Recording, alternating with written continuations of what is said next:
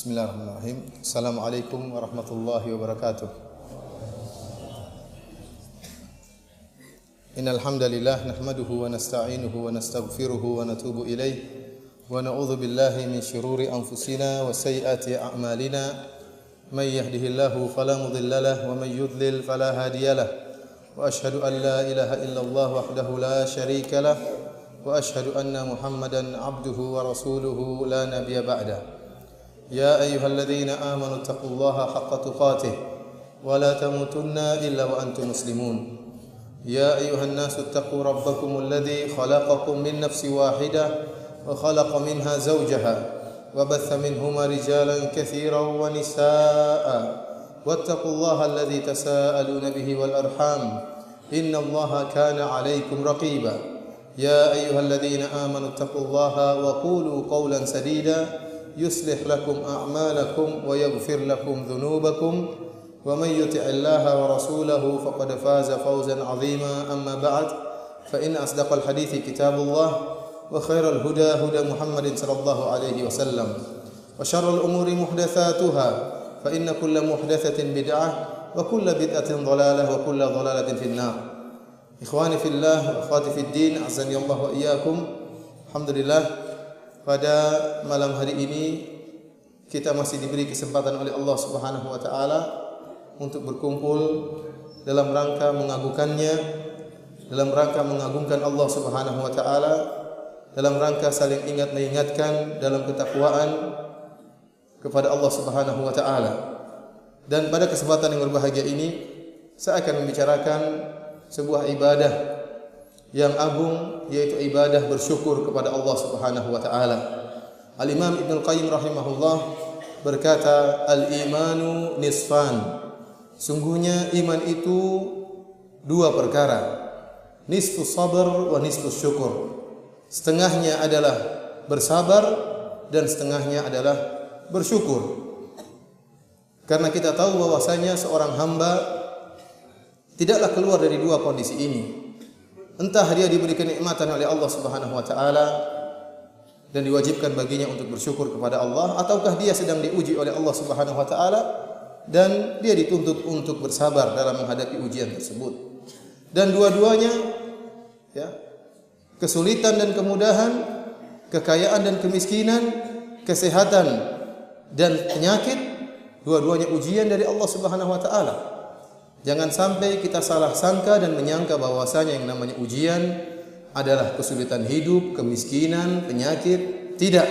Kekayaan, kemudahan, kesehatan juga merupakan ujian. Allah Subhanahu wa taala berfirman, "Kullu nafsin dha'iqatul maut wa nabluukum bisyarri wal khairi fitnah wa ilaina turja'un." Setiap yang bernyawa pasti akan merasakan kematian. Dan kami akan menguji kalian bisyarr, dengan kejelekan. Di antaranya kata ahli tafsir, kemiskinan, penyakit, musibah. Wal khair, dan kami juga akan menguji kalian dengan kesulitan, dengan kebaikan. Di antaranya kata ahli tafsir dengan kekayaan, kemudahan, kesehatan. Wa ilaina turja'un, dan kepada kamilah kalian akan kembali. Oleh karenanya seorang sebagaimana diuji dengan kemiskinan, dia diuji pula dengan kekayaan. Akan tetapi, ikhwani fillah wa akhwati fid din, azani Allah wa iyyakum, manakah yang lebih utama? Apakah yang kaya bersyukur ataukah yang miskin bersabar? Mana yang lebih baik? Ada khilaf di antara para ulama, akan tetapi yang lebih rajih dalam hal ini adalah perkataan para ulama yang mengatakan mana yang lebih bertakwa di antara keduanya. Karena Allah Subhanahu wa taala berfirman, "Inna akramakum 'indallahi atqakum." Sungguhnya yang paling mulia di sisi Allah Subhanahu wa taala adalah yang paling bertakwa di antara kalian. Barang siapa yang dengan syukurnya lebih bertakwa kepada Allah daripada orang lain yang takwanya dengan sabarnya masih lebih rendah, maka lebih utama yang bersyukur. Dan sebaliknya, barang siapa tatkala dia bersabar, ketakwaannya lebih tinggi daripada orang lain yang tatkala bersyukur, maka yang bersabar ini di sisi Allah lebih tinggi. Tergantung kepada orang tersebut dalam bersyukur kepada Allah ataupun dalam bersabar menghadapi ujian yang Allah berikan kepadanya. Akan tapi tentunya kalau kita disuruh memilih apakah kaya bersyukur atau miskin bersabar, kita pilih yang mana? Miskin bersabar. Iya. Secara fitrah kita akan memilih kaya bersyukur, enak, uang banyak, istri 4, rumah 4, bersyukur lagi kepada Allah Subhanahu wa taala. Di akhirat masuk surga. Daripada miskin, istri 1, ngomel terus. Di neraka, di akhirat di surganya pas-pasan. Ikhwani fillah azanillahu iyyakum. Akan tapi kenyataannya, saya bicara kenyataannya. Kenyataannya kebanyakan orang diuji dengan kemiskinan lolos ujian atau lulus ujian. Dan kebanyakan orang yang diuji dengan kekayaan tidak lulus. Oleh karenanya Nabi SAW tatkala melihat isi surga, beliau melihat bahwasanya kebanyakan penduduknya adalah al-fuqara, orang-orang yang miskin. Maka berbahagialah antum. Semoga kita semua termasuk penduduk surga. Amin ya rabbal alamin. Adapun orang-orang kaya, jarang dari mereka yang lolos dari ujian. Mereka tidak bersyukur kepada Allah Subhanahu wa taala. Meskipun kita katakan, tidak semua orang yang diuji dengan kemiskinan lulus ujian. Ada orang sudah miskin, perampok lagi, pezina lagi. Sudah miskin tidak lulus ujian. Namun kebanyakan orang-orang yang diuji dengan kemiskinan lebih mudah untuk lulus ujian, berbeda dengan orang-orang yang diuji dengan kekayaan. Kenapa bisa demikian? Allah Subhanahu wa taala telah berfirman dalam Al-Qur'an, "Kalla innal insana la yatgha ar-ra'ahu istaghna." Sungguhnya seorang itu akan berbuat tughyan, melampaui batas, berbuat zalim, sombong dan angkuh. Kapan? Ar-ra'ahu istaghna, tatkala dia merasa dirinya sudah kaya. Tatkala dia merasa dirinya sudah cukup, tidak cukup dengan yang lain, maka dia pun berbuat angkuh, berbuat melampaui batas, terjerumus dalam kemaksiatan. Padahal kata Allah Subhanahu wa taala, ar-ra'ahu istaghna, tatkala dia merasa melihat dirinya, bukan pada hakikatnya. Pada hakikatnya kita semuanya miskin kepada Allah Subhanahu wa taala. Antumul fuqara'u ila Allah. Kalian seluruhnya butuh, miskin, fakir. Zat antum itu butuh kepada Allah Subhanahu wa taala dalam segala hal. Akan tapi terkadang seorang merasa dirinya kaya tatkala diberi kelebihan harta, diberi kesehatan yang hebat sehingga dia merasa tinggi dan lupa diri. Inilah kebanyakan manusia tatkala mereka diberi kekayaan lupa diri dan akhirnya tidak lulus ujian. Karenanya kita dapati sebenarnya kaum muslimin banyak yang kaya, banyak yang kaya. Yang jadi masalahnya pelit. Yang jadi masalahnya banyak yang pelit dari orang-orang kaya tersebut, sehingga tidak bersyukur kepada Allah Subhanahu wa taala. Ikhwani fillah, akhwati fiddin, azanillahu iyyakum. Akan tetapi kalau kita disuruh milih antara miskin bersabar atau kaya bersyukur, pilih yang mana? Pilih kaya bersyukur. Sebagaimana perkataan Mutarrif bin Abdillah rahimahullah, la an u'afa fa ashkuru ahabbu ilayya min an ubtala fa asbira. Kata beliau, saya diberi kesehatan atau diberi kemudahan dan saya bersyukur, lebih saya sukai daripada saya diuji dan saya bersabar. Itu fitrah manusia. Kenapa banyak orang yang sulit untuk bersyukur kepada Allah Subhanahu wa taala? Allah Subhanahu wa taala telah menyatakan hal ini dalam Al-Qur'an. Kata Allah Subhanahu wa taala, "Wa qalilun min ibadiyasy syakur." Hanya sedikit dari hamba-hambaku yang bersyukur. Hanya sedikit dari hamba-hambaku yang bersyukur. Karenanya ada seorang berdoa kepada Allah Subhanahu wa taala dan didengar oleh Umar bin Abdul Khattab radhiyallahu taala anhu. Sebagaimana diriwayatkan oleh Imam Ahmad dalam kitabnya Az-Zuhud, sami'a Umar rajulan yaqul. Umar bin Khattab mendengar seorang berdoa, "Allahumma ja'alni minal aqallin." Ya Allah, jadikanlah aku termasuk orang-orang yang sedikit. Maka kata Umar bin Khattab, "Ma hadza?" Doa apa ini? Kata dia, "Amirul Mukminin, yaqulullahu azza wa jalla, wahai Amirul Mukminin, Allah Subhanahu wa taala berfirman, "Wa ma amana ma'ahu illa qalil." Hanya sedikit yang beriman kepada Nabi Nuh. Allah Subhanahu wa taala juga berfirman, "Wa qalilun min ibadiyasy syakur." Hanya sedikit dari hamba-hambaku yang bersyukur. Allah juga berfirman, illal ladzina amanu wa 'amilus shalihat wa qalilum ma hum, kecuali orang-orang yang beriman dan beramal saleh, dan betapa sedikit mereka. Kata Umar bin Khattab radhiyallahu taala anhu, "Shadaqta, engkau benar." Kemudian syaitan, iblis, tatkala tahu bahwasanya ibadah syukur merupakan ibadah yang dicintai oleh Allah Subhanahu wa taala, maka syaitan iblis telah bersumpah untuk menghalangi manusia dari bersyukur kepada Allah Subhanahu wa taala.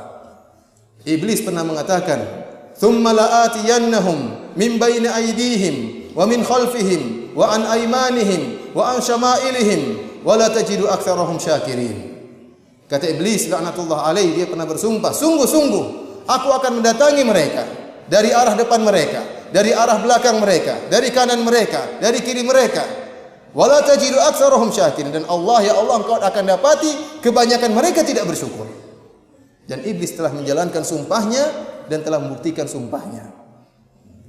Inilah ikhwani fillah sallallahu alaihi wasallam, kenapa kebanyakan orang yang diberi ujian kekayaan, diberi ujian kemudahan, tidak lulus dalam ujian tersebut.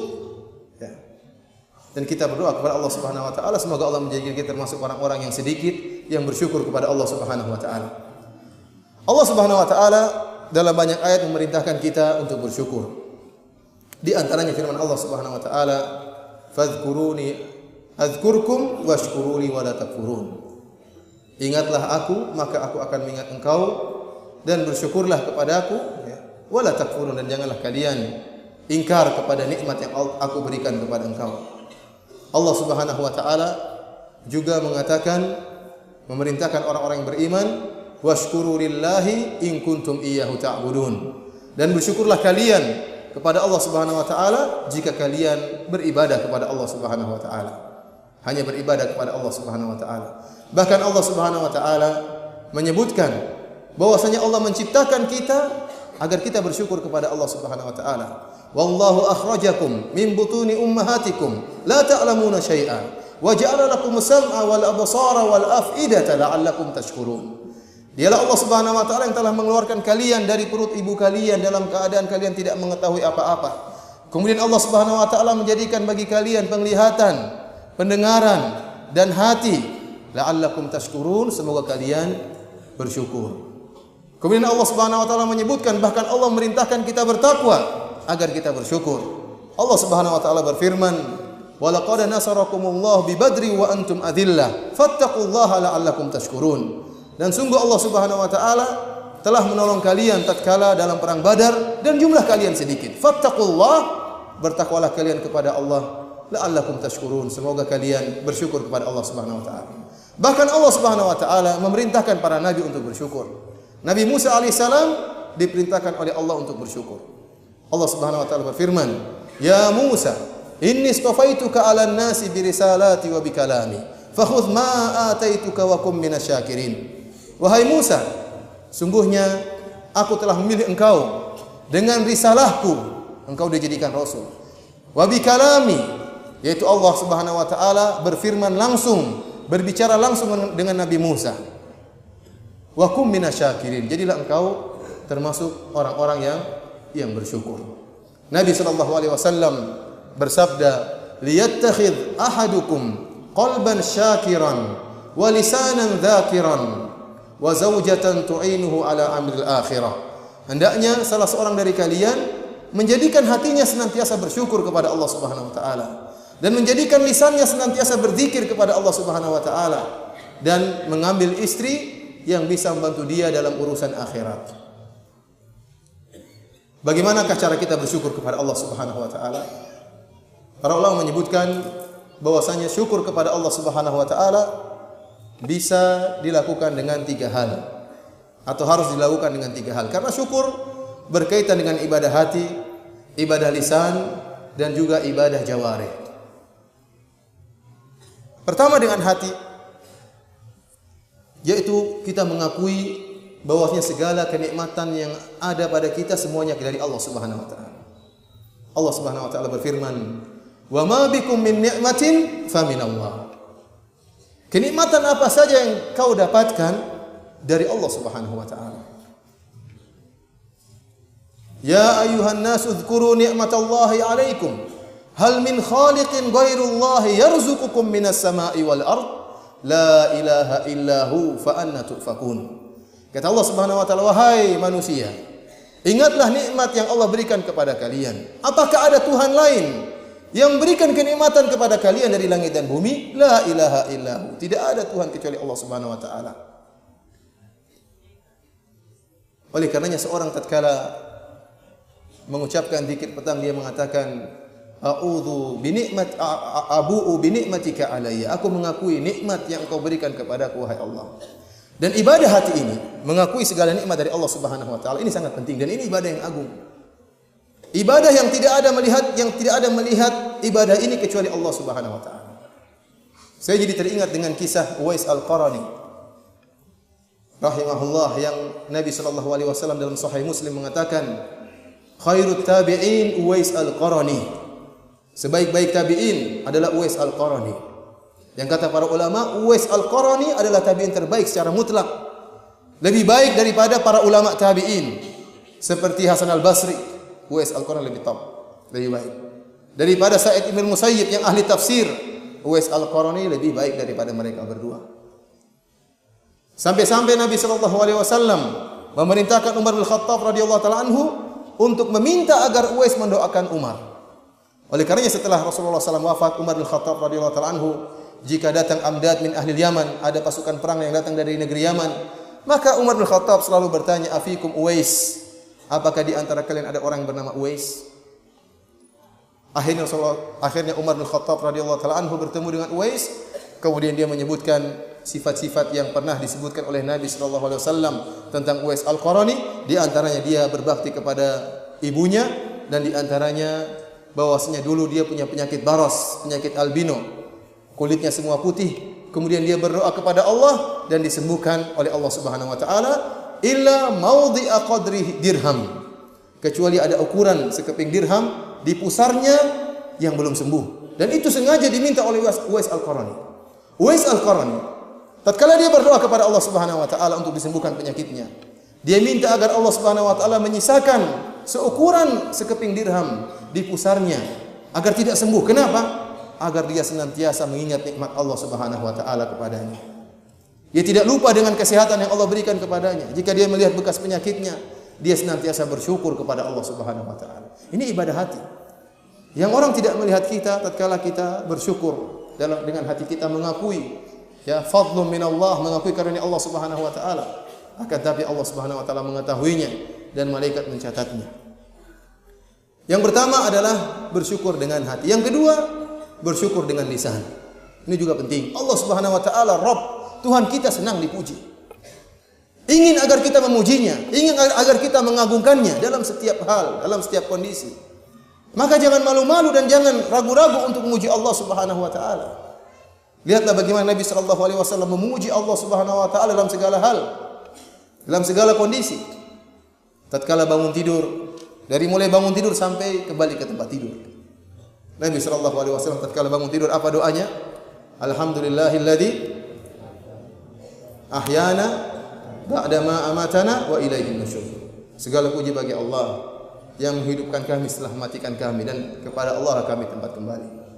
Dalam doa yang lain kata Nabi sallallahu alaihi wasallam, alhamdulillahilladzi afani fi jasadi wa radda alayya ruhi wa adhina li bi dzikrihi. Kata Nabi sallallahu alaihi wasallam, segala puji bagi Allah yang telah menyehatkan jasadku dan mengembalikan ruhku dan mengizinkan aku untuk berzikir kepada Allah Subhanahu wa taala. Tatkala Rasulullah SAW hendak tidur, apa doa beliau? Di antaranya, alhamdulillahilladzi at'amana wa saqana wa kafana wa awana fakam mimman la kafiya lahu wa la mu'wi. Kata Nabi sallallahu alaihi wasallam, segala puji bagi Allah yang telah memberikan makan kepada kami. Subhanallah, Nabi sallallahu alaihi wasallam mau tidur, ingat kembali dengan nikmat-nikmat yang beliau rasakan di siang hari. Sudah makan, sudah minum, sudah dijaga. Kapan? Tatkala sebelum tidur. Diingat kembali oleh Nabi sallallahu alaihi wasallam, atau amana wa saqana wa kafana wa awana, menaungi kami. Betapa banyak orang yang tidak dapat penjagaan, dan betapa orang tidak mendapat kecukupan, dan betapa banyak orang tidak mendapatkan naungan. Dan tatkala makan, selesai makan sallallahu alaihi wasallam memuji Allah, bersyukur kepada Allah, dan demikianlah yang diajarkan oleh Nabi sallallahu alaihi wasallam. Kemudian juga bersyukur kepada Allah dengan jawarih. Bagaimana kita bersyukur kepada Allah Subhanahu wa taala dengan amalan praktek tubuh. Secara umum, jika kita bertakwa kepada Allah Subhanahu wa taala dan jika kita beribadah kepada Allah Subhanahu wa taala, maka kita bersyukur kepada Allah Subhanahu wa taala. Ibadah apa saja kita tunaikan, apakah salat, apakah puasa, apakah sedekah, maka itu merupakan bentuk syukur kita kepada Allah Subhanahu wa taala. Karena terlalu banyak nikmat yang Allah berikan kepada kita. Sebagai contoh, sebagaimana sabda Nabi sallallahu alaihi wasallam tentang salat duha. Kata Nabi sallallahu alaihi wasallam, "Yusbihu ala kulli sulama min ahadikum shadaqah." Sungguhnya setiap pagi, ya, wajib bagi setiap, ya, sendi pada setiap kalian wajib untuk disedekahkan. Dan kita tahu bahwasanya setiap manusia ada sekitar 360 sendi. Dan ini wajib kita syukuri. Engsel kita ini, ya, bisa lentur, ada olinya. Coba kalau lagi macet, betapa banyak orang yang engselnya macet, kena asam urat, setengah mati. Ini nikmat. Mudah kita gerakkan tangan kita. Kalau kita sudah merasa pegal atau salah urat atau keseleo, baru kita rasakan nikmat tersebut. Ini wajib bagi kita untuk sedekahkan nikmat ini. Kata Nabi sallallahu alaihi wasallam, cukup dengan 2 rakaat salat duha. Kemudian di antara bentuk bersyukur kepada Allah Subhanahu wa taala adalah sujud syukur. Sujud syukur terutama terhadap nikmat-nikmat Allah Subhanahu wa taala yang ghairu mu'tadah. Nikmat-nikmat Allah yang tidak biasa, nikmat-nikmat yang mengagetkan, yang menyenangkan. Sebagaimana dalam hadis Abi Bakrah bahwasanya anna Nabi sallallahu alaihi wasallam idza ja'ahu amru sururin aw busyira bihi kharra sajidan syakiran lillah. Nabi sallallahu alaihi wasallam kalau ada datang perkara yang menyenangkan beliau atau diberi kabar gembira kepada Nabi sallallahu alaihi wasallam, maka Nabi pun tersungkur, sujud bersyukur kepada Allah Subhanahu wa taala. Dan ini sunnah yang mungkin kurang kita kerjakan. Hendaknya kita sebarkan sunnah ini. Tatkala kita mendengar kabar yang menggembirakan, maka kita bersujud, kita bertakbir, kita sujud. Kemudian kita mengucapkan subhana rabbiyal a'la wa bihamdi, subhana rabbiyal a'la wa bihamdi, subhana rabbiyal a'la wa bihamdi. Kemudian kita memuji Allah atas nikmat yang Allah berikan kepada kita dalam sujud kita. Oleh karenanya diriwayatkan dari para sahabat, mereka sujud syukur tatkala mendapatkan kabar-kabar yang menggembirakan dari sahabat dan juga para tabi'in. Seperti Abu Bakar radhiyallahu taala anhu. Abu Bakar radhiyallahu taala anhu tatkala dikabarkan tentang tewasnya Musailamah al-Kadzdzab, maka beliau pun kharra sajidan lillah. Beliau pun sujud dan bersyukur kepada Allah Subhanahu wa taala, sujud syukur. Karena kita tahu bagaimana parahnya Musailamah al-Kadzdzab dan betapa banyak para qurra, para ahli, para hufaz, para penghafal Quran dari kalangan sahabat yang terbunuh dalam peperangan melawan Musailamah al-Kadzdzab. Tatkala dikabarkan Musailamah al-Kadzdzab tewas, maka Abu Bakar pun sujud bersyukur kepada Allah Subhanahu wa taala. Demikian pula yang dilakukan oleh Ali bin Abi Thalib. Dalam satu riwayat disebutkan tatkala Ali bin Abi Thalib mengetahui tentang seorang yang meninggal dari Khawarij, maka Ali bin Abi Thalib pun sujud syukur kepada Allah Subhanahu wa taala. Tatkala di Nahrawan setelah Ali bin Abi Thalib berperang melawan orang-orang Khawarij, kemudian Ali bin Abi Thalib setelah tewas seluruh orang-orang Khawarij, Ali bin Abi Thalib radhiyallahu taala anhu mengatakan, "Iltamisu dza sudyah." Carilah di antara orang-orang Khawarij tersebut seorang yang memiliki sudyah, yaitu seorang yang tangannya buntung dan di ujung tangan yang buntung tersebut ada semacam tai lalat yang besar seperti, ya, puting dari buah dada seorang wanita, akan tapi banyak terurai rambut dari tai lalat yang besar tersebut. Maka dicarilah orang tersebut oleh anak buah Ali bin Abi Thalib radhiyallahu ta'ala anhu. Kemudian tidak didapatkan orang tadi. Tatkala itu faja'ala ya'ruku jabinu Ali bin Abi Thalib. Tatkala dikabarkan kepada Ali tidak ada orang tersebut, Ali pun berkeringat, kening beliau berkeringat. Dia mengatakan, "Wallahi ma kadzabtu wa la kudzibt." Demi Allah, aku tidak berdusta dan aku tidak didustakan. Kenapa? Karena Ali pernah mendengar dari Nabi sallallahu alaihi wasallam bahwasanya di antara orang-orang Khawarij ada orang yang cirinya seperti itu. Maka Ali pun menyuruh untuk mencari lagi. ternyata dicari, didapatkan orang tersebut di bawah tumpukan mayat. Di bawah tumpukan mayat, kemudian setelah ditemukan, dikabarkan kepada Ali bin Abi Thalib di bawah mayat tersebut, maka Ali pun sujud bersyukur kepada Allah Subhanahu wa taala.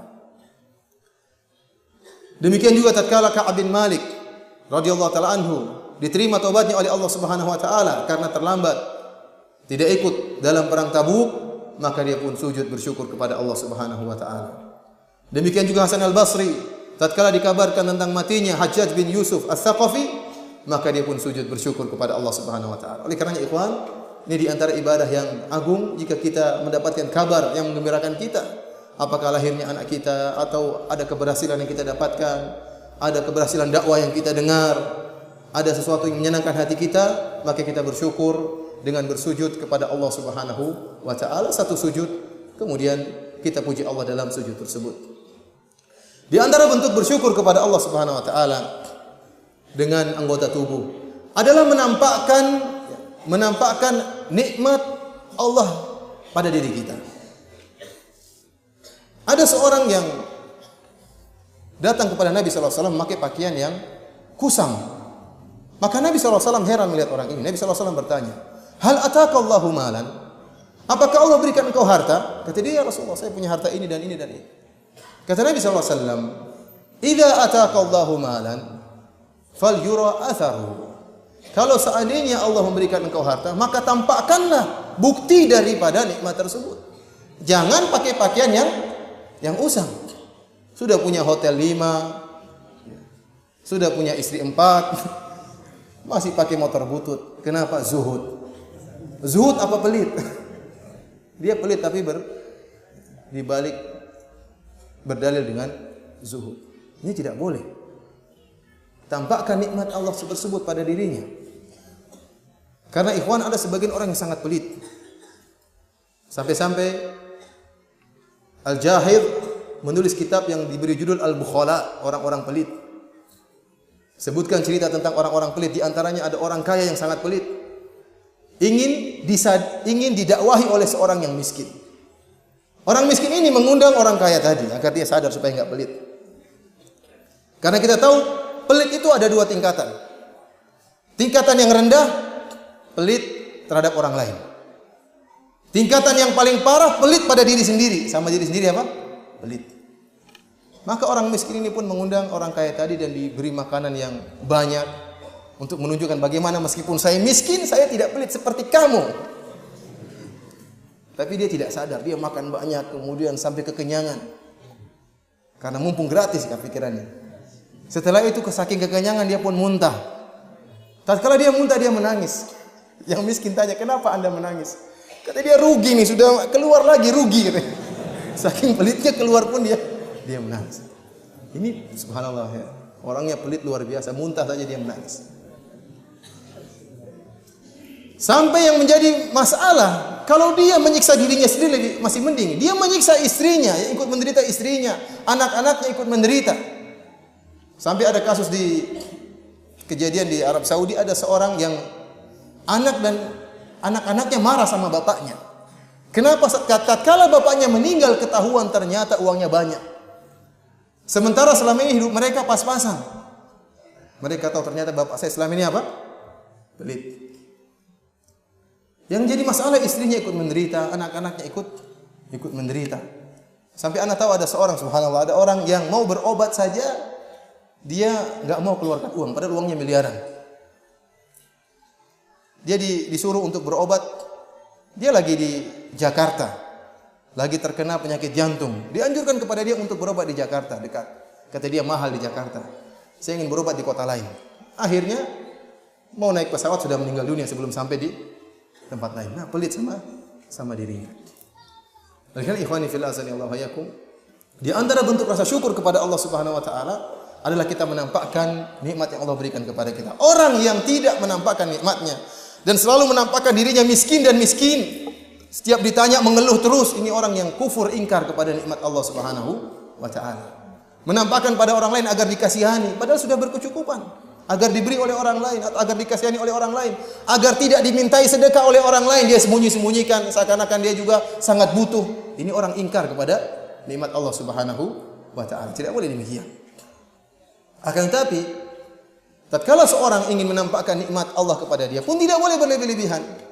Nabi sallallahu alaihi wasallam bersabda, ya, kulu washrabu wa tasaddaqu walbasu, kata Nabi sallallahu alaihi wasallam, makan dan minumlah dan bersedekahlah dan pakailah pakaian fi ghairi makhilah wala saraf. Akan tapi jangan pakaian yang sombong dan jangan pula pakaian yang berlebih-lebihan. Kita kalau orang kaya pun tidak boleh kemudian pakai pakaian dalam rangka untuk sombong. Ya, tidak boleh juga pakai pakaian yang berlebih-lebihan, yang mubazir. Sampai kemarin saya sempat ditanya oleh seorang ustadz, saya ini punya simpanan 15 miliar. Bolehkah saya beli tas harganya 165 juta? Tas saja 165 juta buat apa? Buat tuh 165 juta.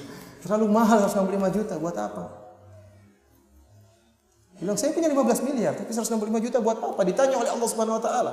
Setiap kenikmatan ditanya oleh Allah Subhanahu wa taala. Tas yang ukurannya mungkin 10 cm kali 10 cm harganya 165 juta. Ittaqillah. Tidak boleh seperti ini. Kemudian buat apa kita beli mobil yang mewah-mewah? Ada sebagian orang subhanallah mobilnya bermiliar-miliar, buat apa?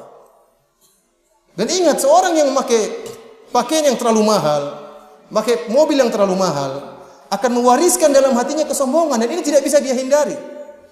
Tidak bisa dia hindari. Seorang yang memakai sepeda butut atau mobil butut atau motor butut, dia tidak mungkin sombong, ya. Sudah ketemu orang dia paling assalamualaikum. Tidak mungkin dia sombong. Tapi beda kalau orang naik Mercy. Dia tidak mau sombong tapi dia sombong sendiri, ya, gimana lagi. Dan itu secara otomatis masuk dalam dirinya. Makanya Nabi SAW mengatakan fi ghairi makhila wala saraf. Jangan pakai pakaian yang menyombongkan dan jangan pakai pakaian yang berlebihan, yang mahal. Karena orang tahu ini mahal. Tas ini mahal, ada mereknya, dia akan bangga. Mereknya dia nampakkan, ada orang tahu bahwasanya ini mahal. Secara otomatis akan timbul kesombongan. Dan kesombongan bisa muncul dalam mana saja. Jangankan motor, jangan mobil, HP saja orang bisa sombong. Kamu BlackBerry model berapa? Saya iPhone 5. Timbul kesombongan dalam diri. Maka ikhwani fillah azani Allah wa yakum, ya, di antara bentuk beribadah, bersyukur kepada Allah dengan jawarih adalah menampakkan nikmat yang Allah berikan kepada kita, akan tapi tidak boleh berlebih-lebihan. Kemudian di antara bentuk bersyukur kepada Allah dengan jawarih atau dengan lisan adalah tahu diri dan berterima kasih kepada orang yang membantu kita, orang yang punya kebaikan kepada kita. Oleh karenanya Nabi SAW bersabda, la yashkurullah man la yashkurun nas. Orang yang tidak berterima kasih kepada manusia tidak berterima kasih kepada Allah Subhanahu wa taala. Kalau ada orang berbuat baik kepada kita, kita berterima kasih kepada kita, ucapkan. Jangan kita bilang dia harus ikhlas kalau bantu saya, jangan harapkan pujian saya. Itu urusannya dengan Allah. Antum ditugaskan oleh Allah untuk apa? Berterima kasih. Kalau tidak bisa kasih balasan seperti itu, antum ucapkan jazakallah khairan. Karena sebagian orang, ya, ada muhsinin membantu, kata dia, bantu saja. Ya. Sudah jangan tanya-tanya uang ini mau saya kemanakan. Harus ikhlas kalau bantu. Itu urusannya dengan Allah Subhanahu wa taala. Antum berbuat baik sama dia. Sebagian orang subhanallah minta bantuan dengan angkuhnya, investasi akhirat. Dia bilang, saya mohon bantuan. Jadi seakan-akan kalau orang kasih, sudah itu saya enggak mau terima kasih sama antum. Karena itu kebaikan antum sendiri, investasi di akhirat. Nah, iya benar, itu investasi di akhirat, tetapi antum berterima kasih karena dia punya jasa.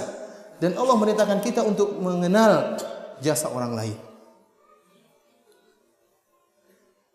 Dan tatkala seorang memberikan kepada kita, kita terima.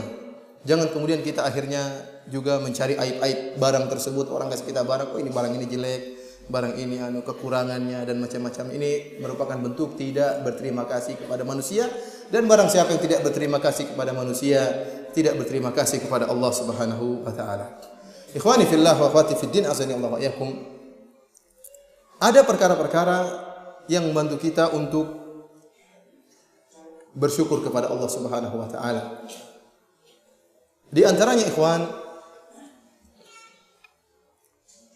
yang pertama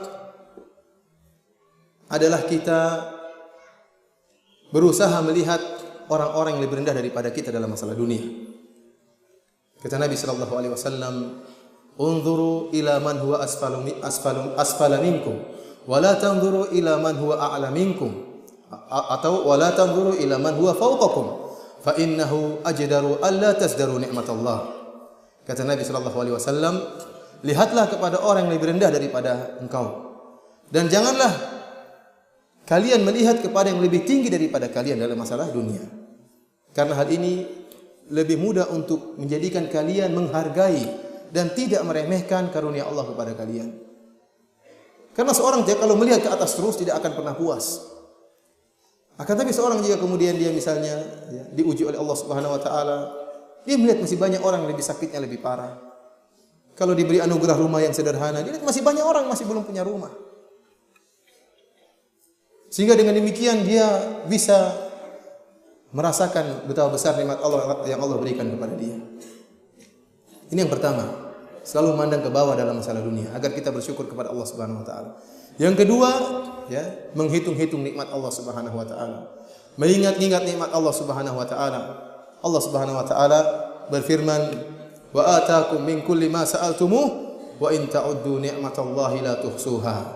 Dan Allah Subhanahu wa taala memberikan apa yang kalian minta. Dan jika kalian menghitung-hitung nikmat Allah Subhanahu wa taala, maka kalian tidak akan bisa menghitungnya. Terlalu banyak ya ikhwan nikmat yang Allah berikan kepada kita. Allah Subhanahu wa taala menjadikan kita dari tidak ada menjadi ada, itu suatu merupakan kenikmatan. Allah Subhanahu wa taala tatkala menciptakan antum, Allah menjadikan antum manusia, tidak menjadikan antum kambing atau bebek, itu juga nikmat Allah Subhanahu wa taala. Coba kalau antum jadi bebek, ditangkap seorang ikhwan, dipenggal sama seorang ikhwan kasihnya. Kemudian Allah Subhanahu wa taala tatkala menjadikan antum manusia, Allah Subhanahu wa taala menjadikan antum, berikan antum di atas Islam. Ini nikmat. Betapa banyak orang manusia tapi otaknya tidak jalan untuk beribadah kepada Allah Subhanahu wa taala. Menyembah matahari, menyembah hewan, menyembah batu. Saya kemarin sebelum ke sini sempat diundang makan sama Syekh Yusuf Al-Asiri, pemimpin atau kepala kuat al-amniyah fil Haram Nabawi, itu kepala polisi di Masjidil Haram. Masjidil Haram An-Nabawi. Orangnya saleh ya. Nasabuhu kadzalik. Ya, jenggotnya panjang, pernah belajar sama Syekh Utsaimin rahimahullah. Ada bintang-bintang di sininya ya. Kelihatannya jenderal. Dia cerita, dia bersafar ke Sri Lanka. Bersafar ke Sri Lanka, kemudian dia bawa seorang penerjemah yang ngerti bahasa Arab dan bahasa Sri Lanka. Kemudian dia berjalan masuk menuju tempat ibadah orang-orang Buddha. Di situ ada patung Buddha gede. Dia pakai jubah, pakai songkok, pakai sendal, masuk di tempat ibadah mereka. Ditegur dia tatkala ingin masuk. Kata penjaganya, buka sendal. Dia buka sendal. Dia pas masuk lagi katanya, buka songkok. Dia buka songkok. Ini juga dibuka katanya. Enggak katanya. Akhirnya dia masuk. Setelah dia masuk, segera dia menuju pendeta yang sedang menjaga patung Buddha. Jadi patung Buddhanya dijaga sama siapa? Pendeta. Maka kemudian dia bikin ulah memang tatkala itu. Banyak orang lagi ziarah, orang-orang Buddha. Dia mengatakan kepada patung Buddha, "Assalamualaikum." Orang semua lihat. Kata penerima, Syekh, jangan Syekh. Assalamualaikum. Orang semua lihat, besar lah, sampai 3 kali. Kata dia terjemah. Bilang, kenapa ini patung tidak jawab salam saya? 3 kali saya kasih salam. Kata penerjemah ini, ya Syekh, jangan Syekh. Nanti saya dibunuh sama mereka ya Syekh. Kata Syekh, saya pingin kau mati, jihad di jalan Allah. Kata dia, jangan Syekh. Kata dia terjemah, kalau tidak, saya bikin yang lebih parah daripada ini. Akhirnya terpaksa diterjemah. Dia bilang, ya pendeta, kenapa ini tidak jawab salam? Jadi ya ada ruh di dalamnya. Ada ruh di dalamnya. Tidak bisa kita tahu apa perkataan patung ini. Kata Syekh sengaja memang sudah direncanakan, dia bawa batu. Dia bilang ini sama dengan batu ini, tahu enggak? Sama dengan batu ini. Batu besar ini sama dengan batu kecil ini. Kalau dia punya ruh, matanya akan bisa menutup seperti saya. Lidahnya bisa keluar, ini enggak bisa apa-apa. Nah, ini dia terjemahkan orang ini. Dia bilang, Syekh apa? Kita keluar Syekh. Dia takut, pendeta bisa jadi manggil orang lain. Akhirnya segera Syekh keluar. Kata Syekh, tatkala saya keluar, saya lihat pendeta tadi nengok ke atas. Benar juga mungkin katanya. Kena syubhat dia. Ikhwan, subhanallah. Kita bersyukur kepada Allah. Allah Subhanahu wa taala menjadikan kita orang-orang yang beriman. Banyak orang menyembah makhluk. Kalau antum mengandalkan otak antum, kecerdasan antum, antum IQ-nya dibandingkan IQ orang Jepang, IQ antum jongkok. Tapi antum subhanallah, Allah berikan taufik menyembah Allah subhanahu wa ta'ala. Mereka yang otaknya cerdas menyembah matahari. Mereka orang-orang ini yang otaknya cerdas menyembah patung, menyembah hewan. Sapi di kerbau diibadahi. Oleh karenanya kita bersyukur kepada Allah Subhanahu wa taala tatkala berada di atas Islam. Kemudian syukur yang lebih besar lagi tatkala Allah Subhanahu wa taala memilih kita di antara kaum muslimin menjadi ahlu sunnah wal jamaah, di atas sunnah. Kita bahagia dan kita juga sedih sekalian tatkala melihat saudara-saudara kita yang tidak mengenal sunnah, terjerumus dalam praktek-praktek bid'ah, menghabiskan uang mereka, ada yang beribadah dengan dalam kesyirikan. Kita bersyukur kepada Allah Subhanahu wa taala. Kemudian juga di antara perkara yang buat kita bersyukur kepada Allah Subhanahu wa taala, kita renungkan dengan akan tubuh kita. Allah Subhanahu wa taala memberikan kesehatan kepada kita. Ya ikhwan, kesehatan yang Allah berikan kepada kita adalah nikmat yang luar biasa. Allah memberikan kemudahan kepada kita untuk masih bisa hidup, masih bisa beribadah kepada Allah Subhanahu wa taala. Tidak jamin seorang yang kemudian rajin olahraga, kemudian rajin lari pagi, kemudian dia mesti lebih sehat, lebih banyak beribadah kepada Allah Subhanahu wa taala. Ada orang yang badannya kuat, tahu-tahu meninggal dunia. Ada yang badannya kokoh, kekar, tahu-tahu kena asam urat. Ada yang badannya lemes-lemes, mungkin perutnya agak besar, tapi sehat-sehat saja. Bukan berarti jangan berolahraga. Artinya, kita berolahraga bukan jaminan. Kalau Allah cabut kesehatan tersebut, siapapun bisa meninggal dunia. Nikmat dari Allah Subhanahu wa taala. Kemudian kita lihat, wa fi anfusikum afala tubsirun. Lihatlah pada diri kalian, Allah menciptakan tubuh kita ini dengan penuh muhkam, dengan sangat baik. Allah meletakkan kepala di atas, hidung lubangnya di bawah bukan di atas. Kemudian antum lihat jantung antum di dalam tubuh. Allah Subhanahu wa taala meletakkan jantung antum di balik tulang yang menjaga jantung tersebut. Ciptaan yang sangat sempurna. Coba kalau jantung antum di luar sini, gantung. Kalau ada orang jengkel sama antum langsung dia pejit begini, selesai perkara. Tapi subhanallah, belum antum lihat bagaimana ciptaan Allah Subhanahu wa taala. Antum lihat matahari, Allah jalankan pada jalurnya, tidak mundur dan tidak maju. Seandainya mundur sedikit, kita mungkin membeku. Seandainya maju sedikit, kita terbakar. Tapi Allah alirkan di atas jalurnya. Demikian juga hujan. Al-Imam Ibnu Qayyim rahimahullah dalam kitabnya Miftahud Daris Sa'adah menyebutkan tentang bagaimana agungnya ciptaan-ciptaan Allah Subhanahu wa taala. Di antaranya beliau berbicara tentang hujan. Allah Subhanahu wa taala berfirman, afara'aitumul ma'a alladhi tashrabun a antum anzaltumuhu minal muzni am nahnul munzilun. Tidakkah kalian melihat tentang hujan, air hujan yang Allah turunkan yang kalian minum? Apakah air tersebut kalian yang turunkan dari awan ataukah kami yang menurunkan? Lau nasya'u ja'alnahu ujajan falaula tashkurun. Kalau Allah berkehendak, Allah menjadikan air hujan tersebut asin. Kenapa kalian tidak bersyukur? Allah mampu untuk menurunkan hujan dalam keadaan asin. Coba kalau yang turun hujan asin, kita bagaimana kehidupan kita? Akan mati semua kita ini.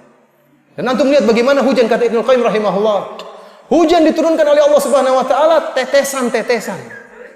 Dan satu tetes mengenai satu titik di tanah.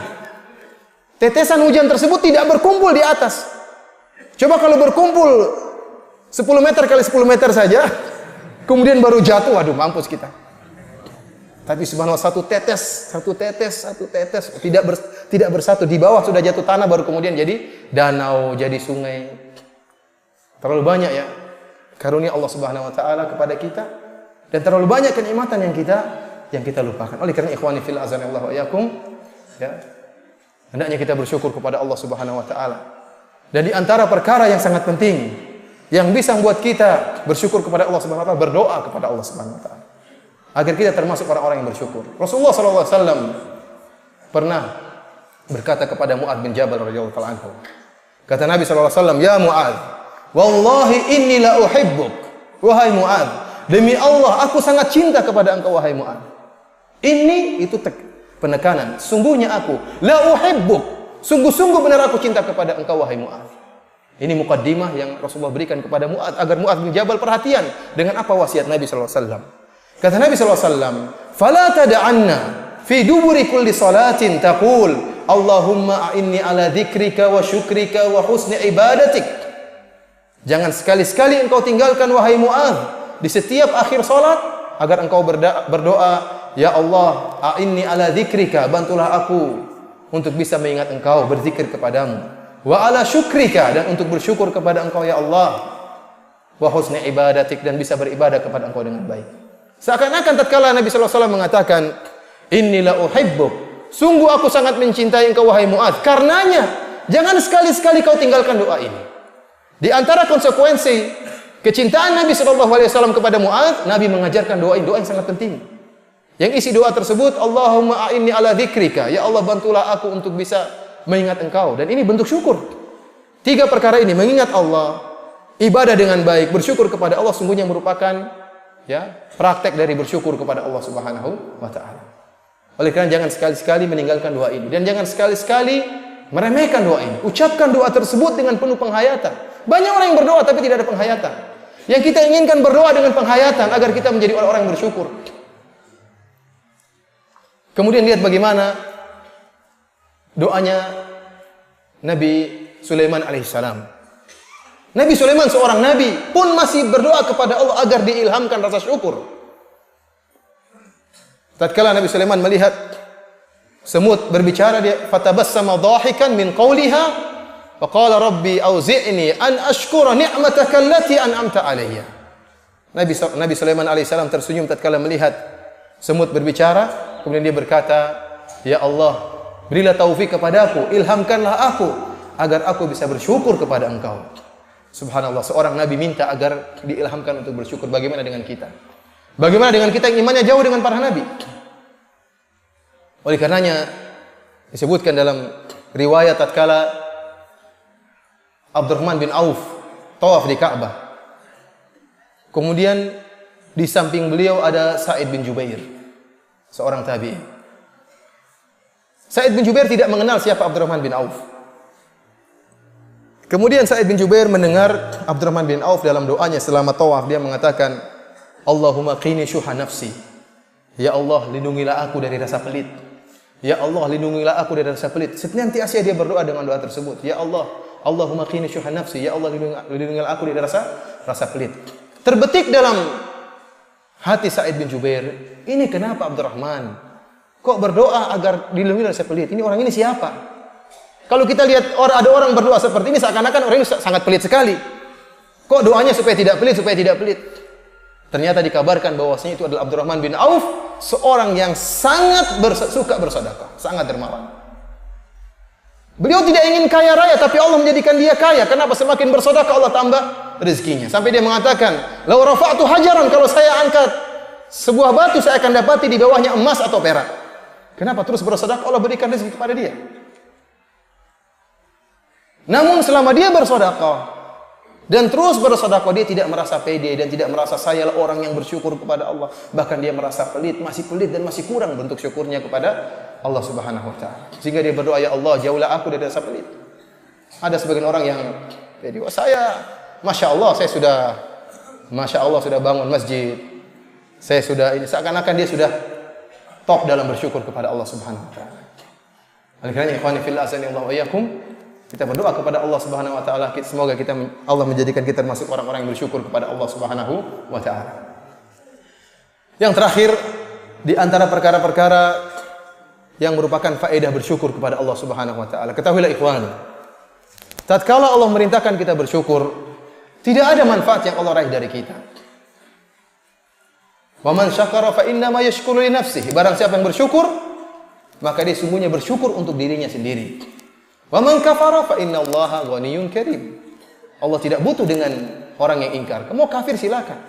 Mau bersyukur kembali kepada manfaatnya kembali kepada engkau sendiri. Oleh karenanya ingat ya.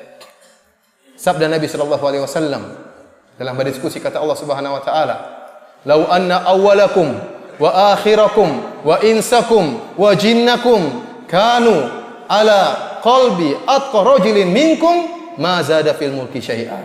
Kalau seandainya wahai kalian anak Adam dan juga jin, dari sejak zaman Adam sampai hari kiamat kelak seluruhnya manusia dikumpulkan, seluruhnya hati mereka seperti hati orang yang paling bertakwa. Taruhlah seluruh umat manusia sejak zaman Nabi Adam sampai hari kiamat seluruhnya hatinya seperti hati Nabi Muhammad sallallahu alaihi wasallam, tidak akan menambah keagungan Allah Subhanahu wa taala. Allah tidak butuh dengan ibadah kita. Allah tidak butuh dengan ketakwaan kita. Allah tidak butuh dengan sedekah kita. Seluruhnya kembali kepada kita. Dan sebaliknya kata Allah Subhanahu wa taala, "Lau anna awwalakum wa akhirakum wa insakum wa jinnakum kanu ala qalbi afjari rajulin minkum ma naqasa min mulki syai'an." Kalau seandainya seluruh manusia dari zaman Nabi Adam alaihissalam sampai hari kiamat, seluruhnya semuanya seperti Firaun hatinya, tidak akan mengurangi kekuasaan Allah Subhanahu wa taala. Oleh karenanya, syukur yang kita lakukan hanyalah kembali kepada kita. Manfaatnya kembali kepada kita. Di antaranya Allah Subhanahu wa taala akan menghalangi seorang bersyukur dari azab Allah Subhanahu wa taala. Ma yaf'alullahu bi'adabikum in syakartum wa amantum wa kana Allahu syakiran alima. Kata Allah Subhanahu wa taala, Allah tidak akan mengazab orang-orang yang bersyukur dan beriman. Allah tidak akan mengazab. Kemudian juga orang yang bersyukur kepada Allah Subhanahu wa taala akan ditambah rezekinya. La in syakartum la azidannakum wa la in kafartum inna adzabi lasyadid.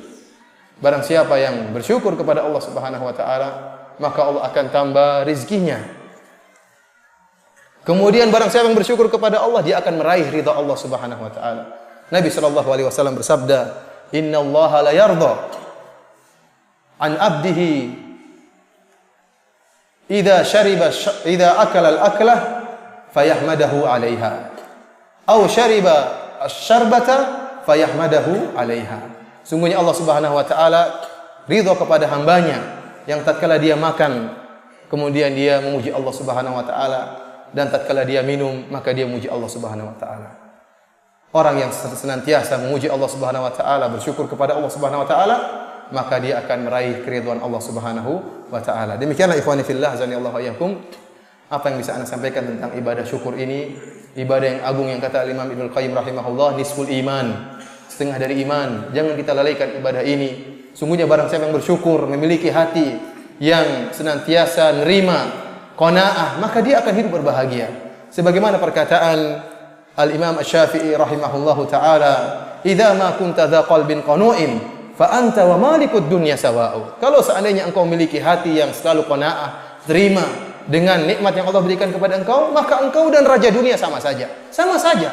Apa yang dicari raja dengan hartanya? Ingin bahagia. Tapi kalau antum terima dan bersyukur atas apa yang Allah berikan kepada engkau, maka engkau akan bahagia sebagaimana raja-raja dunia, bahkan bisa jadi lebih berbahagia daripada mereka. Wallahu ta'ala bishawab. Selanjutnya kalau ada pertanyaan, azan dulu ya. Oke, fadhal. Pertanyaan pertama, apakah sujud syukur itu tanpa wudu atau perlu berwudu? Ada khilaf di antara para ulama tentang masalah ini. Apakah sujud syukur itu harus wudu atau tidak perlu wudu? Wallahu a'lam bishawab ya. Saya tadi baru melihat fatwa dari Syekh Muhammad bin Shalih Al-Utsaimin rahimahullah. Beliau merajihkan bahwasanya sujud syukur tidak wajib untuk apa? Berwudu. Karena terkadang nikmat datang dengan tiba-tiba. Tiba-tiba ada kabar gembira, ya. Kemungkinan seorang kemudian misalnya ya tidak sempat berwudu, dia langsung spontan kharra sajidan lillah, sujud kepada Allah Subhanahu wa taala. Jadi cara sujud syukur, dia bertakbir menghadap kiblat, kemudian dia bertakbir, dia sujud, kemudian dia mengatakan subhana rabbiyal a'la sebagaimana disebut oleh para fuqaha, subhana rabbiyal a'la wa bihamdi, subhana rabbiyal a'la wa bihamdi, kemudian dia boleh memuji Allah tatkala itu. Allahumma inni ashkuruka ala nikmati kadza wa kadza. Saya bersyukur kepada Engkau ya Allah atas nikmat ini dan ini. Setelah itu selesai, tidak perlu salam, ya. dan yang diriwayatkan oleh Syekh Muhammad bin Shalih Al-Utsaimin rahimahullah, tidak perlu berwudu. Berwudu hanyalah sunnah dan tidak wajib. Kemudian pertanyaan berikutnya, bagaimana sikap ana kepada istri yang selalu ngamuk-ngamuk kalau ana sebut poligami? Mohon nasihat. Ini nasihat kepada istri atau kepada antum? Ya ikhwan, ya. Kita tahu bahwasanya poligami merupakan mukjizat. Syariat mukjizat. Benar atau tidak? Benar. Karena poligami merupakan syariat yang memperhatikan skala besar, bukan hanya skala rumah tangga, tapi skala, ya, bahkan skala negara. Karena syariat memandang rakyat atau komunitas Islam secara keseluruhan. Memang benar, kita tidak pungkiri. Tatkala ada terjadi poligami, bisa jadi ada pihak dari istri yang kecewa atau yang merasa kurang diperhatikan atau yang selama ini perhatiannya penuh menjadi berkurang. Ini tidak dipungkiri. Dan ini mungkin kalau dianggap kemudaratan bagi dia, kalau dianggap kemudaratan. Akan tapi syariat poligami menimbang antara maslahat dan kemudaratan. Dan ternyata kemaslahatan poligami jauh lebih besar. Bukankah di sana ada 3 wanita yang lain yang tidak bisa menikah? Dengan dia, ya, menikahi wanita kedua, ketiga dan keempat, banyak wanita yang bisa ditolong. Oleh karenanya, masalah sulit atau susah ini masalah yang relatif. Pernah terjadi dialog antara 2 orang wanita. Yang satu membela poligami mati-matian, yang satu menolak poligamis mati-matian. Setelah dicek, ternyata yang menolak istri pertama, yang membela istri ketiga. Repot juga. Nah, syariat tidak memandang pribadi, tapi syariat melihat kemaslahatan. Justru saya katakan ini mukjizat. Oleh karenanya kita dapati orang-orang kafir juga mereka mempraktikkan poligami, hanya saja tanpa aturan. Mau 100 perempuan juga boleh dan boleh 1 jam saja. Kita tidak, poligami pakai mahar. Kemudian harus akad pernikahan, ada walinya dan hanya terbatas cuma 4. Karena kalau 5 keok laki-laki itu. Jadi 4 sudah, yang 4 yang masuk akal, ya. Secara umum manusia bisa berbuat adil dan bisa memberi kebahagiaan, maksimal 4 dalam syariat Islam. Adapun orang-orang kafir mereka berzina sepuas. Oleh karenanya dikatakan poligami merupakan syariat mukjizat yang Allah turunkan, yang harus kita akui. Hanya saja tidak semua orang bisa melaksanakan poligami. Tidak semua laki-laki jantan bisa melaksanakan poligami. Kenapa? Karena ada di antara orang-orang yang tidak adil. Dan kita tahu bersama Rasulullah SAW mengancam orang-orang yang tidak adil. Kata Nabi SAW, "Man kanat lahum ra'atani, famala ila ihdahuma jaa'a yaumal qiyamati wa shikkuhu ma'il." Barang siapa yang memiliki 2 istri, kemudian dia lebih condong kepada salah satunya, dia akan datang pada hari kiamat dalam keadaan tubuhnya miring, memalukan. Orang-orang akan bilang, "Oh, Abu Fulan ternyata badannya miring." Ternyata tidak adil. Tapi kalau dia adil, dia dengan lurus, tidak jadi masalah. Yang jadi masalah kalau miring. Ini berarti tidak semua orang bisa melaksanakan praktik poligami. Dan saya ingatkan, masalah ekonomi bukan masalah yang sepele. Nabi SAW berbicara tentang nikah pertama. Kata Nabi SAW, orang baru menikah, "Ya ma'syarasy syabab, man istata'a minkumul ba'a falyatazawwaj." Wahai para pemuda, barang siapa di antara kalian yang mampu untuk menikah, maka menikahlah. Kemampuan ini dijelaskan oleh, ya, para ulama, para syurahul hadis, intinya kembali kepada kemampuan secara ekonomi untuk menikah. Karena kalau masalah jima, seluruh syabab mampu. Kalau artinya jima, ya semua orang syabab bisa mampu. Tapi Rasulullah mengatakan, "Faman lam yastati' fa 'alaihi bisyam." Barang siapa yang tidak mampu, maka wajib berpuasa. Tidak mampu apa maksudnya? Tidak memiliki kemampuan ekonomi. Kalau tidak mampu, dia punya kemampuan berjima, makanya dia berpuasa supaya bisa mengendorkan syahwatnya. Tapi dia tidak mampu untuk memiliki sisi ekonomi. Ini pada nikah pertama, dia sudah harus memperhatikan masalah ini. Bagaimana dengan nikah kedua, ketiga, dan keempat. Oleh karenanya, saya kemarin pas waktu pergi ke Singapura, saya kaget dengan praktek pemerintahan Singapura. Di sana ada komunitas Muslim dan komunitas Buddha, orang Cina. Orang Cina kalau ketahuan poligami di penjara. Kalau ketahuan poligami apa? Di penjara. Misalnya dia istri pertamanya di mana, di Lombok, di mana? Di Singapura. Kemudian dia nikah di Cina, akhirnya istrinya yang di Singapura cross check, cari-cari tahu, ketahuan ada istrinya di Cina, maka suaminya akan di penjara. Beda dengan orang Islam, di sana dibolehkan untuk poligami. Tetapi akan diutus orang mengecek tentang ekonomi orang ini, dicek penghasilannya berapa, mungkin atau tidak. Nah, jualan apa? Jualan es krim. Jualan pulsa mau poligami. Subhanallah. Dicek ekonominya. Setelah itu, setelah dicek, kemudian diutus orang untuk menanya istri pertamanya, bagaimana sikap perlakuan suamimu selama ini kepada engkau. Akan dicek. Kalau dia bilang suami saya baik, kebutuhan terpenuhi.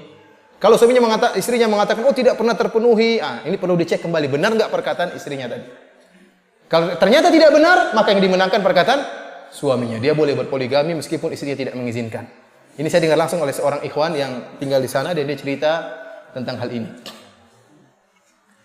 Ada orang yang nekat untuk poligami meskipun tidak mampu. Dan ini sangat menyedihkan. Ada seorang, ini istrinya 4. Subhanallah.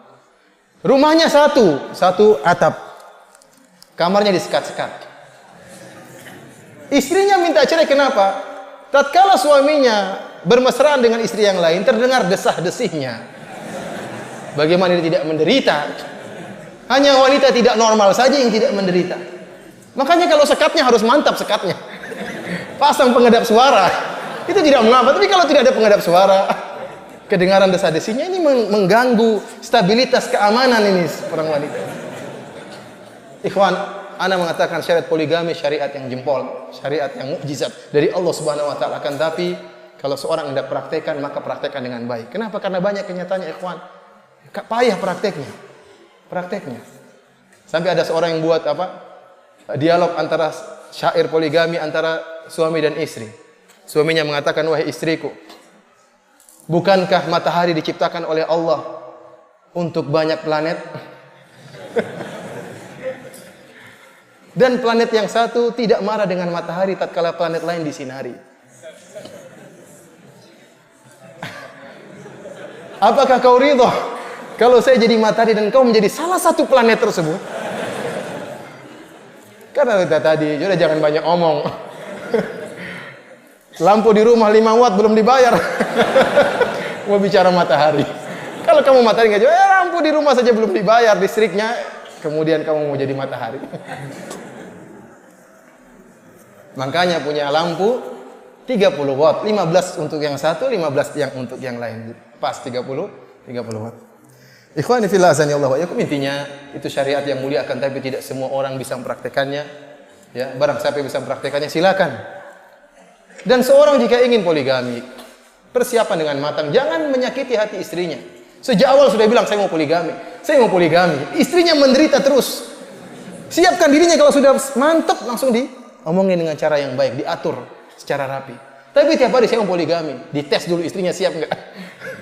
Kalau siap langsung, kalau enggak tunggu lagi terus sampai istrinya bosan dengar tersiksa terus tiap hari.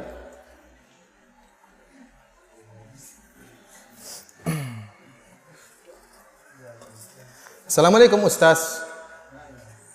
Maaf Ustaz, bukankah kita dianjurkan untuk bersikap sederhana? Lalu di mana batasan antara menampakkan nikmat Allah pada diri sendiri dengan sikap sederhana? Tadi kata Rasulullah SAW, walbasu fi ghairi makhillatin wala saraf. Silakan pakai pakaian, tapi jangan pakaian yang sombong dan jangan yang berlebihan. Pakaian yang indah silakan. Rasulullah SAW bahkan punya pakaian yang indah yang dibuat di Yaman dan dipakai oleh Nabi sallallahu alaihi wasallam. Akan tapi tidak semua pakaian Nabi seperti itu. Ya. Tapi Nabi sallallahu alaihi wasallam menggunakan pakaian tersebut. Artinya ada pakaian yang indah selama harganya wajar, tidak tabzir, tidak mubazir, maka seorang boleh menggunakannya. Mobil, ada mobil yang mewah tapi tidak terlalu mewah. Mobil ini mewah karena memang manfaatnya besar, kemudian mungkin cepat dan sebagainya, tidak jadi masalah. Ya, karena memang dia memiliki kemampuan. Yang tidak boleh adalah ya berlebih-lebihan sampai pada tingkat kesombongan atau tingkat mubazir yang terlalu mahal. Bagaimana dengan cerita ini? Guru saya meskipun mampu membeli sepeda motor, beliau tetap memakai sepeda ontelnya ke sekolah. Bahkan sampai dikasih sepeda motor oleh temannya, namun beliau menolak, merasa dihina. Dan menyatakan, Anda kira saya tidak mampu beli barang itu? Namun saya suka memakai sepeda kalau saya ke sekolah. Ya tidak jadi masalah ya. Ada orang yang kaya tapi dia hobi pakai sepeda. Namun jangan dia ya menampakkan dia miskin, butuh butuh bantuan, jadi masalah hobi. Jadi masalah.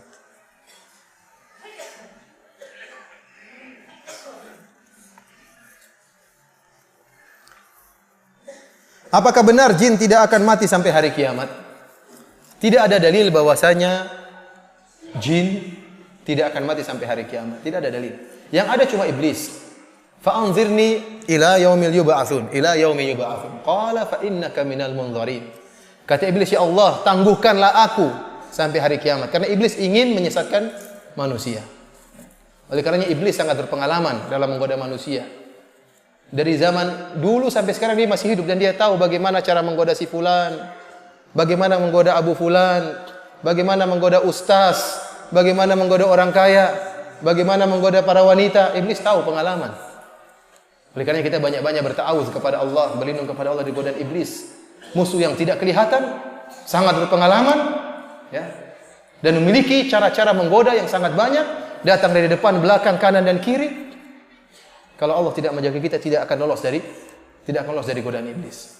Iblis inilah yang berdoa, fa'anzirni ila yaumi yub'atsun. Ya Allah, tangguhkanlah aku sampai hari kiamat. Allah mengatakan, fa innaka minal munzarin. Engkau akan ditangguhkan sampai hari kiamat. Adapun jin-jin yang lain tidak ada dalil bahwasanya jin-jin tersebut akan ditangguhkan sampai hari kiamat. Dan tidak ada dalil bahwasanya jin tersebut umurnya 2000 tahun, 5000 tahun. Ya, tidak ada dalilnya. Kita tahu dari mana jin ini benar atau tidak. Tidak ada zahirnya. Jin itu tidak ada zahirnya. Oleh karena susah kita menghukumi jin ini umurnya ribuan tahun. Ada jin saya pernah dengar tatkala diajak dialog dia mengatakan saya pernah ketemu Ibnu Taimiyah. Ya, repot juga jin ini. Nanti ada jin mengatakan saya pertama ketemu Nabi. Ya, saya meriwayat pernah lihat Nabi begini-begini. Repot kan? Ini jin sahabat berarti. Jangan-jangan kita nggak tahu kadzab, jin Syiah atau jin Bahlul, jin Sufi, kita nggak tahu. Oleh karenanya tidak ada dalil menunjukkan bahwa umur mereka ribuan tahun, tidak ada. Mungkin kita nggak tahu. Wallahu alam. Selama tidak ada dalil, kita tidak berbicara. Tetapi yang jelas yang ditangguhkan hanyalah siapa? Iblis.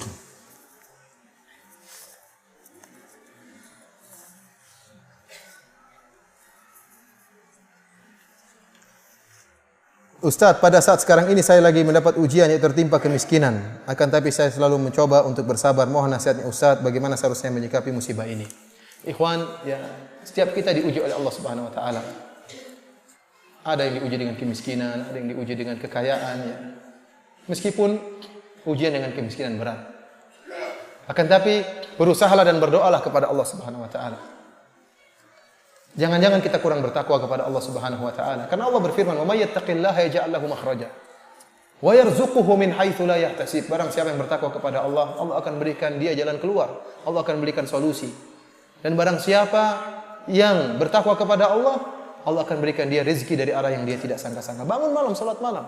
Tatkala Allah turun ke langit dunia, tatkala Allah mencari hamba-hambanya yang minta kepada Allah, "Hal min mustaghfirin fa'ghfirlah."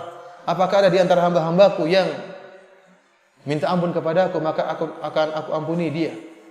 Hal min sa'ilin fa'utiya su'lah. Apakah ada di antara hambaku yang minta kepadaku, akan aku berikan permohonannya. Saya yakin kalau kita di pagi hari berusaha, malam hari kita berdoa kepada Allah, menangis di hadapan Allah Subhanahu wa taala, pasti akan memberikan rezekinya kepada kita. Dengan syarat berusaha dan bertawakal dan berdoa kepada Allah Subhanahu wa taala. Dan gembiralah bahwasanya kebanyakan penghuni surga orang-orang miskin. Demikian saja yang bisa Ana sampaikan pada kesempatan kali ini. Kurang lebihnya dan Ana mohon maaf. Yang benar datang dari Allah Subhanahu wa taala, yang salah dari saya sendiri semoga Allah maafkan kita semua.